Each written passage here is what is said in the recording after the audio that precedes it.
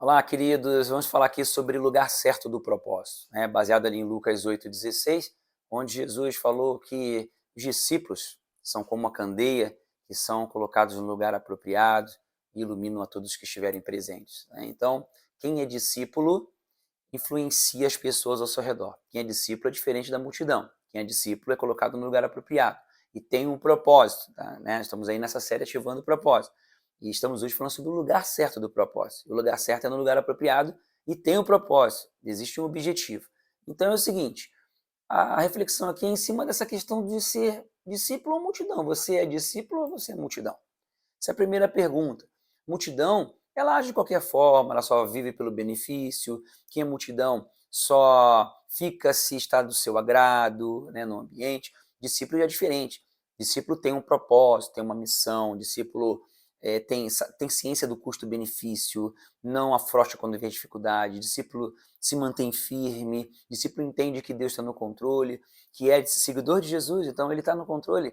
Então todas as situações, dificuldades, limitações, problemas, desafios, traumas, né, traições, decepções, tudo isso faz parte do processo de se amoldar ao propósito, como nós vimos, né, nessa reflexão dessa semana. Então é o seguinte, você é discípulo ou multidão? Talvez seja a primeira pergunta, a primeira reflexão desse momento aqui.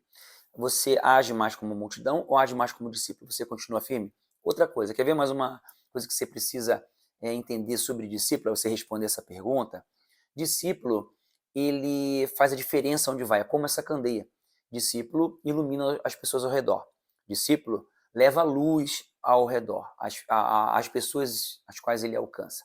Discípulo é luz, é como essa candeia. Então, a luz, ela incomoda uns porque mostra o que está sujo, mostra o que está escondido, né? E inspira outras pessoas, porque outras pessoas são atraídas para a luz. Então, em qualquer ambiente, seja em casa, na família, no trabalho, na escola, nós, se nos posicionarmos como discípulo, temos que ter esse entendimento, o custo-benefício de ser um discípulo, porque vem situações que parecem ser situações desagradáveis, situações ruins, mas não são, são situações que fazem parte aí desse viver como discípulo.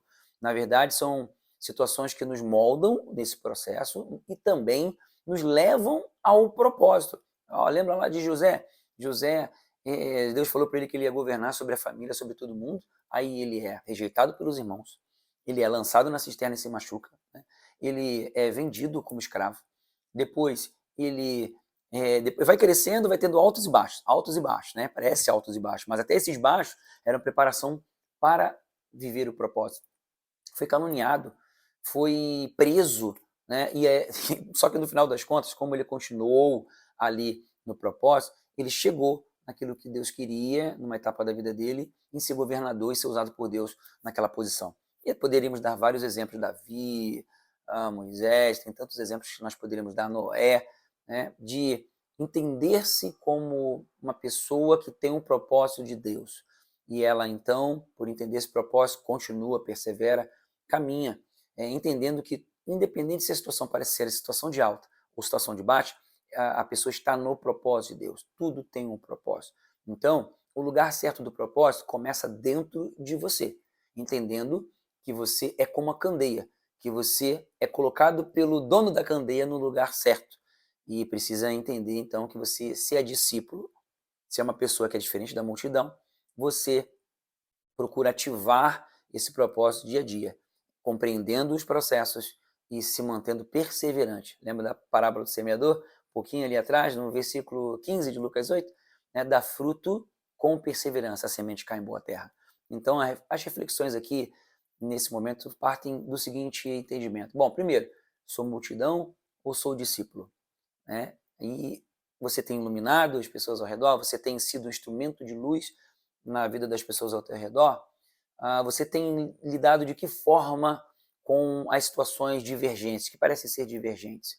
Tem saído do trilho do propósito ou tem se mantido no propósito, encarando essas situações, buscando a luz de Deus para continuar iluminando? Bom, então, vamos refletir sobre isso.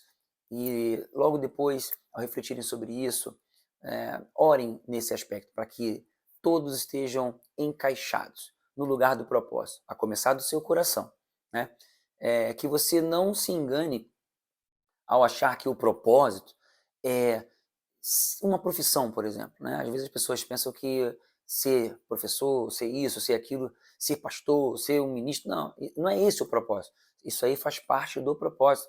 São ferramentas que o propósito que Deus te deu vão te proporcionar a viver, né, esse propósito. São ferramentas. Então, a candeia também tem formatos diferentes, tem tipos diferentes. Ao entendermos isso, você, como candeia, você pode ter formatos, ter tipos diferentes também, mas o propósito continua, que é ser candeia, é iluminar. Então, a vida tem etapas. Às vezes a gente vai viver o propósito de um jeito, às vezes vai viver o propósito de outro.